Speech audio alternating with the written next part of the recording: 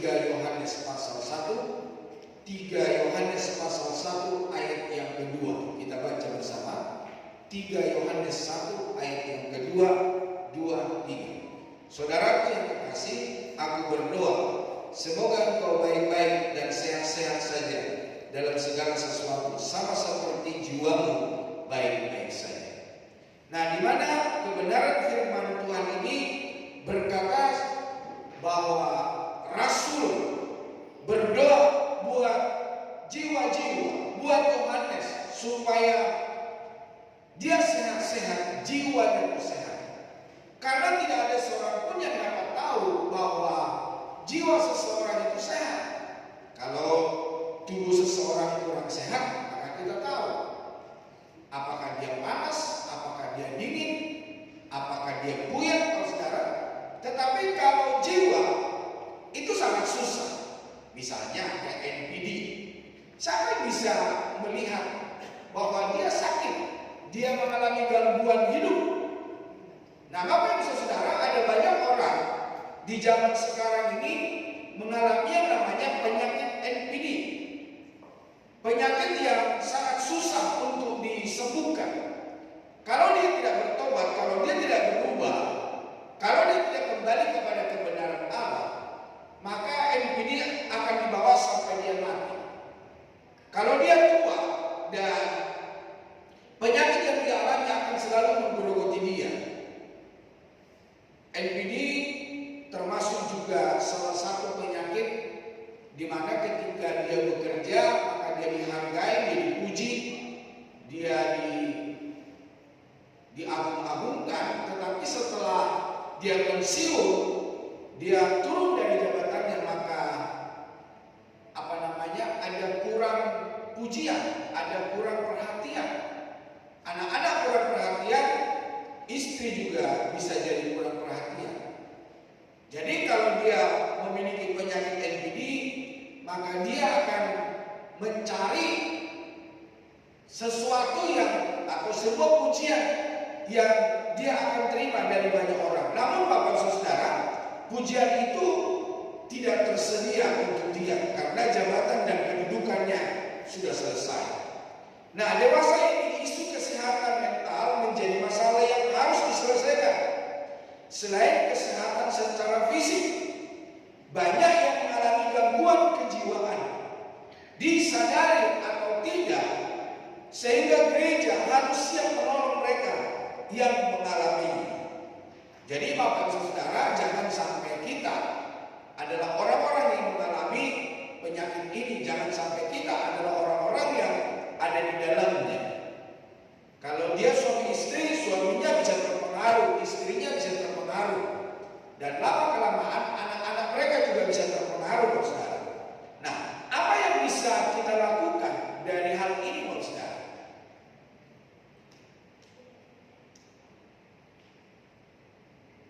Yang pertama, menjadi pendengar. Nah, menjadi pendengar yang baik.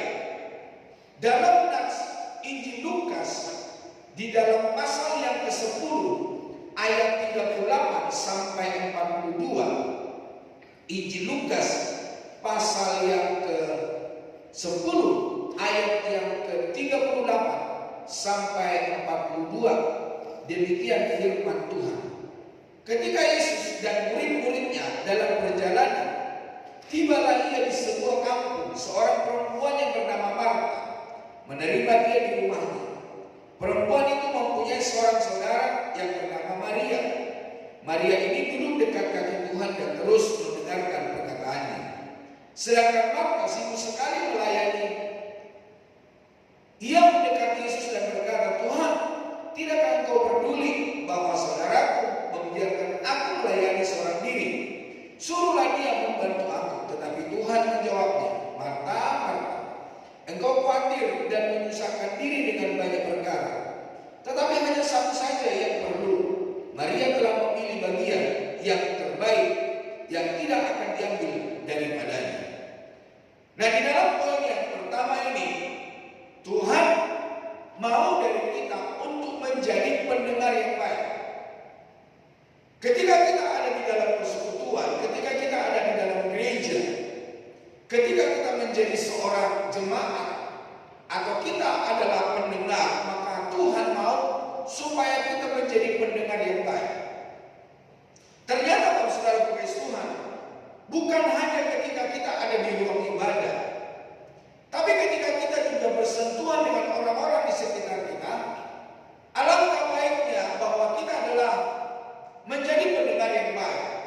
Karena banyak kita melihat zaman sekarang, ketika rekannya memberikan sebuah sanggahan atau sebuah perkara atau sesuatu yang dibicarakan oleh lawan bicaranya, maka seringkali orang yang mendengarnya langsung memberikan jawaban atau langsung memberikan solusi. Misalnya istri bercerita tentang anaknya, bercerita dengan keadaan di rumah, namun suaminya langsung memberikan solusi. Tuhan tidak menginginkan atau ibu rumah tangga atau siapapun yang ada di sekitar kita sebetulnya gak memerlukan jawaban yang langsung, jalan keluar, tetapi mereka mau bercerita apa yang mereka alami, apa yang mereka hadapi ketika mereka ada di rumah. Sebetulnya mereka mau bercerita, tetapi Bapak Saudara, seringkali cerita tinggallah cerita, yang akhirnya maka terjadi sebuah keributan. Nah, di dalam firman Allah ini bahwa Marta khawatir tentang pekerjaan di dalam rumah tangga. Ketika Yesus ada di rumah mereka, maka Maria meninggalkan segala pekerjaan rumah tangga. Dia lebih baik dulu mendengarkan Yesus. Dan hal itu terjadi dalam rumah tangga kita pada zaman sekarang. Ketika di dalam rumah kita ada persekutuan, ada ibadah rumah tangga, ada konser, maka tuan rumah itu sibuk di dapur, Bapak Saudara. Saya juga bingung, apa yang dikerjakan begitu ya. Padahal Tuhan tidak mau hal seperti itu terjadi dalam hidup kita. Ketika kita mengundang hamba Tuhan, ketika kita mengundang rekan-rekan, seharusnya kita sudah siap, kita duduk diam mendengarkan kebenaran firman Allah. Firman Tuhan yang telah ditaburkan, yang dibicarakan sebetulnya itu hal yang baik buat kita sebagai tuan rumah. Bukan firman Allah untuk orang yang diundang, tetapi bagi orang pemilik rumah. Jadi Bapak Saudara, mari kita belajar dari keadaan Marta, supaya kita bukan menjadi Marta-Marta pada zaman sekarang, tetapi kita menjadi Maria, menjadi pendengar yang baik. Nah, di dalam Amsal 18 ayat 13 berkata, jikalau seorang memberi jawab sebelum mendengar, itu adalah kebodohan dan kecelaannya. Jadi dalam firman Allah berkata, ketika seseorang berbicara dan memberikan jawaban, memberikan solusi, firman Tuhan berkata itu adalah kebodohan dan kecelaannya. Sebuah kebodohan dan kecelakaan di dalam hidupnya. Sesuatu yang salah, sesuatu penyakit yang dimiliki oleh seseorang yang mendengarkan sebuah cerita. Dalam hal ini Bapak Saudara, Tuhan mau supaya kita menjadi pendengar yang baik. Ada sebuah pepatah Indonesia berkata, ketika mau menjawab berbahasa Inggris atau berbicara berbahasa Inggris dikatakan, kalau mau berbahasa Inggris, mikir dulu baru bicara. Nah, seringkali ketika kita mau mengucapkan bahasa Inggris, ngobrol sama orang, kita sambil tersendat-sendat dan kita sambil memikir dulu apa yang harus kita bicarakan. Tetapi kalau mau berbicara bahasa Indonesia, bicara dulu, baru mikir saudara. Yang artinya apa yang diucapkan nyakitin dulu, mengganggu kesehatan rohani, mengganggu kesehatan jasmani, mengganggu konsentrasi seseorang. Apa yang dibicarakannya, apa yang dikerjakannya, itu mengganggu kedamaian orang lain. Di dalam Yakobus pasal 1 ayat yang ke-19 dikatakan begini. Yakobus pasal 1 ayat yang ke-19. Hai saudara-saudara yang kekasihi, Ingatlah hal ini, setiap orang hendaklah cepat untuk mendengar, tetapi lambat untuk berkata-kata, dan juga lambat untuk marah. Tuhan mau supaya kita cepat untuk mendengar. Yang artinya kalau kita mendengarkan sebuah kisah dari orang lain, ya udah dengar dulu. Ada cerita dari orang lain, dengar dulu. Tunggu orang lain itu selesai bicara, baru kita bicara. Tunggu orang lain itu selesai bercerita, baru kita bercerita. Tetapi ada banyak orang ketika lawan bicaranya masih dalam pembicaraan, dia sudah ngoceh, dia sudah menjawab, dia sudah menyanggah. Nah, dalam hal ini Bapak Saudara kasih Tuhan, Tuhan berkata supaya kita cepat untuk mendengar, tetapi lambat untuk berkata-kata, dan juga lambat untuk marah. Jadi Bapak Saudara kasih Tuhan, sebuah perselisihan terjadi oleh karena jawaban yang seringkali cepat diterima dan jawaban yang dibutuhkan sebetulnya bukan jawaban yang sesuai dengan rencana dan kehendak si pencerita. Setelah semuanya terjadi dan merenungi kembali, mungkin saja baru terbersit keinginan untuk merubah semuanya. Jika seorang bisa mengembalikan waktu, mungkin ia tidak akan mengulanginya. Inilah sesuatu gambaran dari jati diri seseorang yang sering ceroboh dan takabur, yang pada akhirnya sama sekali tidak memberikan arti bagi orang lain, dan malahan sebaliknya merugikan diri sendiri. Itulah sebabnya jangan menolak mereka yang ingin mencurahkan isi hati. Biarlah kita menjadi pendengar yang baik. Beri ruang lebih luas untuk mereka mengeluarkan unek-uneknya.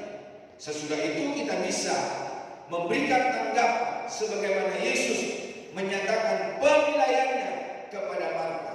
Karena Marta melakukan pekerjaannya, bukan mendengarkan Yesus Kristus.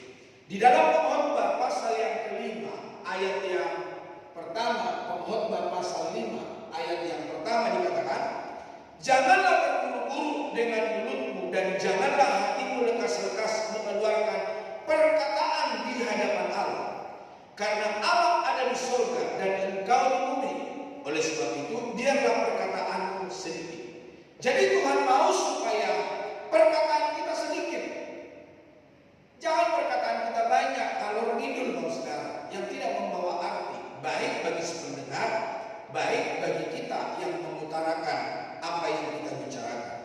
Namun firman Allah berkata, janganlah buru-buru dengan mulutmu, janganlah hatimu lekas-lekas mengeluarkan perkataan di hadapan Allah, di hadapan sesama, di hadapan teman, di hadapan keluarga. Tapi baiklah kita menjadi pendengar yang baik. Bilang dulu kiri kanannya, mari kita menjadi pendengar yang baik. Menjadi pendengar yang baik itu tidak gampang, kawan. Kadang-kadang tapi Tuhan mau supaya kita berbicara sedikit. Amin. Nah, yang kedua, Bapak Saudara kasih Tuhan, yang kedua yaitu menyediakan dukungan emosi. Jadi Tuhan mau supaya kita menyediakan dukungan emosi di mana Tuhan tempatkan kita, baik buat suami, baik buat istri, buat keluarga, dan di mana pun Tuhan tempatkan kita. Di dalam Injil Lukas pasal yang ke-7 ayat yang ke-36 sampai ayat 50. Injil Lukas pasal 7 ayat yang ke-36 sampai ayat 50. Demikian firman Tuhan.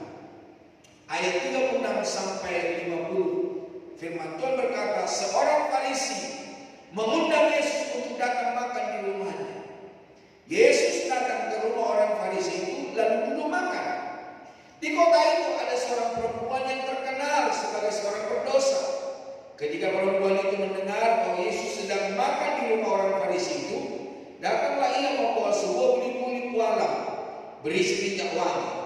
Sambil menangis, ia pergi berdiri di belakang Yesus dekat kakinya, lalu membasahi kakinya itu dengan air matanya dan menyekanya dengan rambutnya. Kemudian ia mencium kakinya dan meminyakinya dengan minyak wangi itu. Ketika orang Farisi yang mengundang Yesus melihat hal itu, ia berkata dalam hatinya, jika ia ini nabi, tentu ia tahu siapakah dan orang apakah perempuan yang menjamahnya ini. Tentu ia tahu bahwa perempuan itu adalah seorang berdosa. Lalu Yesus berkata kepadanya, Simon, ada yang hendak kukatakan kepadamu. Sahut Simon, katakanlah guru. Ada dua orang yang berhutang kepada seorang pelepas uang. Yang seorang berhutang 500 dinar, yang lain 50. Karena mereka tidak sanggup membayar, maka ia menghapus hutang kedua orang itu. Siapakah di antara mereka yang akan terlebih mengasihi dia? Jawab Simon, aku kira dia yang paling banyak dihapuskan hutangnya. Kata Yesus kepadanya, betul pendapatmu itu. Dan sambil berpaling kepada perempuan itu, ia berkata kepada Simon, engkau lihat perempuan ini? Aku masuk ke rumahmu, namun engkau tidak memberikan aku air untuk membasuh kakiku. Tetapi dia membasuh kakiku dengan air mata dan menyekatnya dengan rambutnya. Engkau tidak mencium aku, tetapi sejak aku masuk, ia tidak henti-hentinya mencium kakiku. Engkau tidak meminyaki kepalaku dengan minyak, tetapi dia meminyaki kakiku dengan minyak wangi. Sebab itu aku berkata kepadamu, dosanya yang banyak itu telah diampuni. Sebab dia telah banyak berbuat kasih, tetapi orang yang sedikit diampuni, sedikit juga ia berbuat kasih. Lalu ia berkata kepada perempuan itu, dosamu telah diampuni. Dan mereka yang duduk makan bersama dia berpikir dalam hati mereka, siapakah ia ini sehingga ia dapat mengampuni dosa? Tetapi Yesus berkata kepada perempuan itu, imanmu telah menyelamatkan kau, pergilah dengan selamat.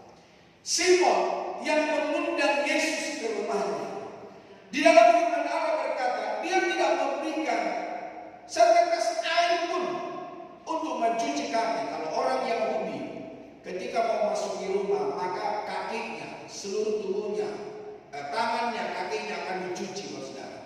Tetapi firman Allah berkata, Simon yang mengundang Yesus tidak memberikan apa-apa. Namun dikatakan dalam firman Tuhan, ada seorang yang berdosa yang membawa minyak, buli-buli yang harum.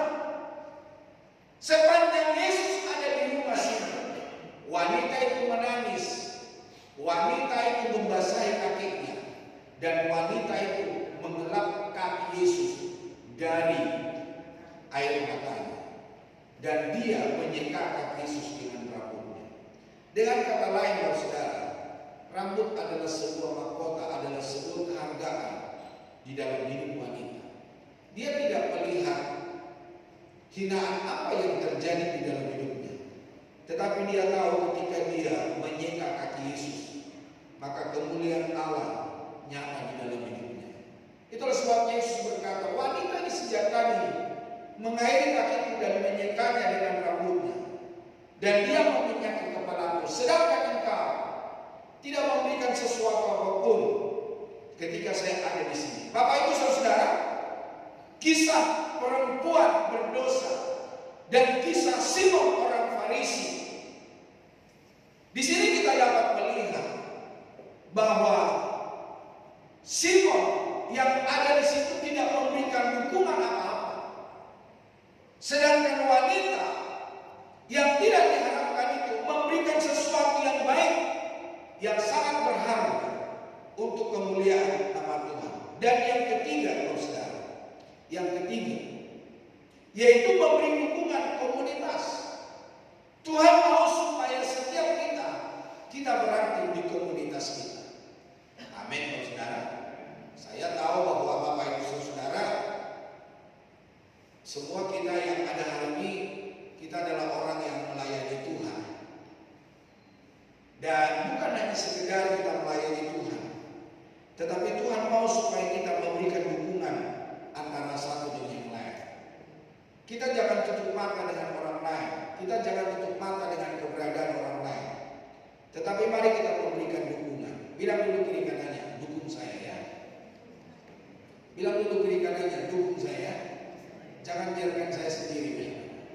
Nah Bapak Ibu Saudara, hari ini Bapak Saudara guys Tuhan, supaya kita memberikan dukungan di dalam Markus pasal 2. Markus pasal yang kedua ayat 1 sampai ayat yang ke-12, di mana di dalam firman Tuhan ini dikatakan yaitu 4 orang yang memberikan dukungan kepada saudaranya yang lumpuh. Dan orang lumpuh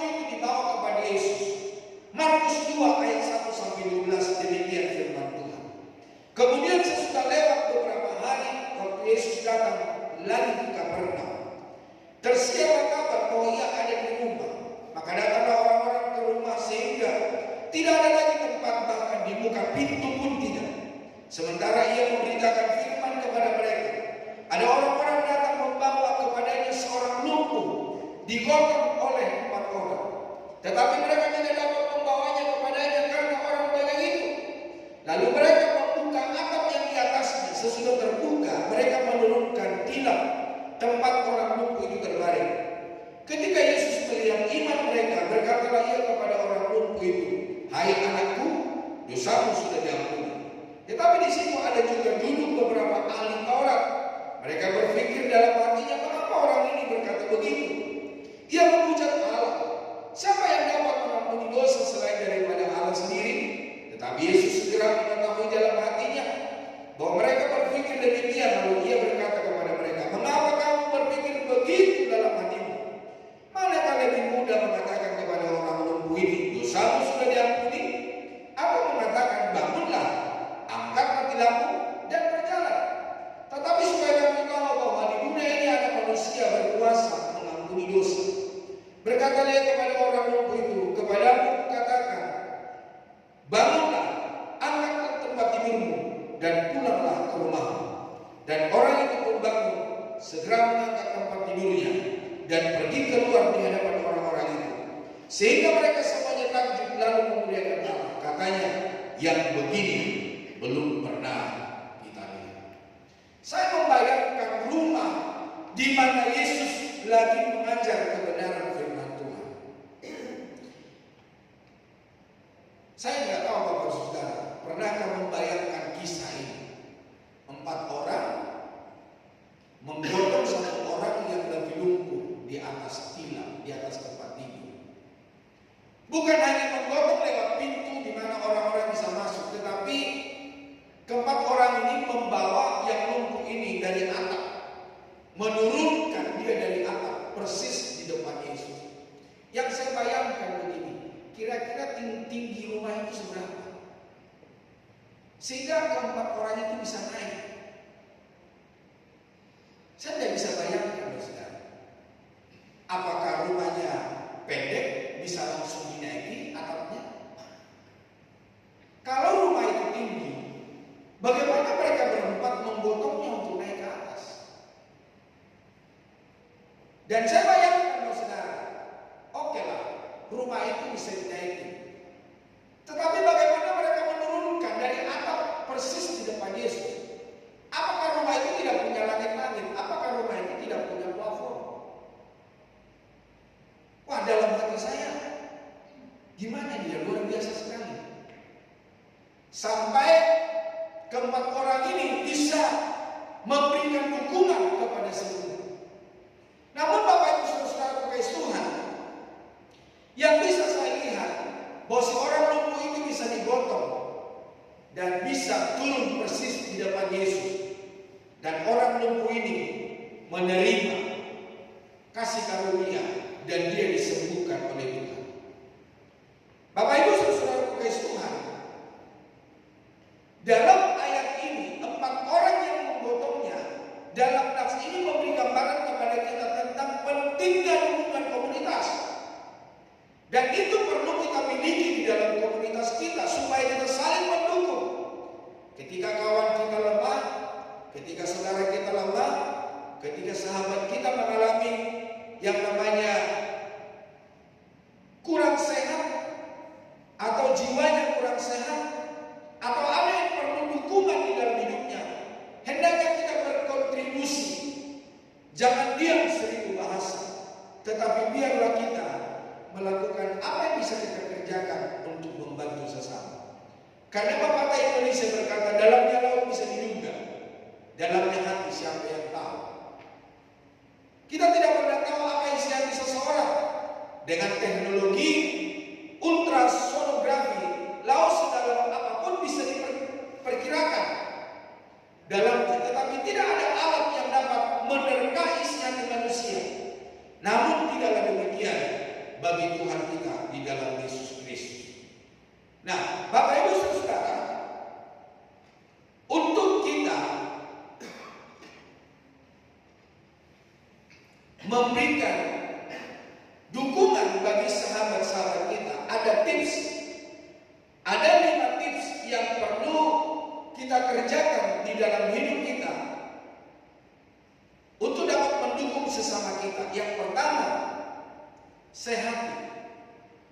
Jadi Bapak Ibu Saudara kekasih Tuhan, jika ada kesehatan, situasi semua rencana akan tercapai. Bangsa yang dimana waktu itu keturunan daripada Nuh, ketika mereka menghadapi air bah, maka firman Allah berkata mereka bersepakat ingin membuat sebuah tugu besar yang tingginya sampai ke langit. Nah, kenapa mereka bisa melakukannya? Karena mereka sehati. Mereka satu bahasa. Ketika mereka satu bahasa, maka apapun yang mereka kerjakan bisa terlaksana. Allah sendiri saja berkata, waduh, kalau mereka sehati, wah ini mereka ini bisa lebih hebat lagi nih. Akhirnya Tuhan mengacaukan bahasa mereka, yang akhirnya maka gunung itu atau kota itu tidak jadi dibangun oleh karena Tuhan mengacaukan bahasa mereka. Yang kedua, saudara, tips bagaimana kita untuk memiliki kesehatan, memiliki kerjasama yang baik. Yang kedua, saudara, milikilah bekerja bersama. Seberat apapun sebuah pekerjaan akan bisa dilaksanakan ketika kita bekerja bersama-sama. Saya bisa mengangkat mimbar ini sendiri, saudara, tapi saya ngos-ngosan.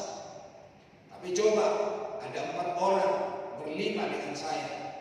Saya nggak hanya pakai 2 tangan, 1 tangan saja, saudara. Mungkin nggak sampai 5 jari, 3 jari aja saya pakai. Karena apa? Masih banyak ada 4 orang lagi teman saya yang bisa mengangkatnya. Yang artinya beban seberat apapun ketika kita bekerja sama, itu akan kita bisa kerjakan, kita bisa pindahkan. Jadi saya melihat kenapa 4 orang ini bisa memberikan atau membuat dia dekat dan ada di depan Yesus dan bisa menerima kesembuhan. Karena 4 orang ini bekerja bersama. Setinggi apapun rumah itu, seberat apapun beban yang mereka angkat, namun karena mereka berempat bekerja sama, maka si orang lumpuh itu mengalami pemulihan. Yang ketiga, yaitu satu tujuan. Mereka yang berempat, tujuannya bagaimana saudara ini mengalami kesembuhan, bagaimana saudara ini berjumpa dengan Tuhan, bagaimana saudara ini disembuhkan oleh Tuhan. Satu tujuan, sesuatu yang dituju tidaklah bisa terlaksana atau tercapai jika tidak ada kesehatan, tidak ada kerjasama di dalamnya. Jadi satu tujuan itu perlu. Bapak Ibu, tujuannya datang di gereja ngapain? Ya, tujuan kita sama-sama mencari Tuhan, sama-sama mau ingin dipulihkan oleh Tuhan, sama-sama mau menyenangkan hati Tuhan. Namun Bapak Ibu Saudara, boleh kita hari ini tujuan kita mencari wajah Tuhan, tetapi adakah tujuan-tujuan yang lain yang kita kerjakan di dalam hidup kita hari ini? Seperti ada teman saya di Jakarta, ketika dia ke gereja, ternyata dia datang ke gereja bukan mencari Tuhan, bukan memuliakan Tuhan. Di dalam kesaksiannya di depan jemaat berkata, dulu sebelum saya bertobat, sebelum saya mengenal Tuhan, saya datang ke gereja. Siapa kira-kira wanita yang bisa selingkuh? Jadi Bapak Saudara, kehadiran dia di gereja, kedatangan dia ke gereja ingin mencari selingkuh. Adakah dia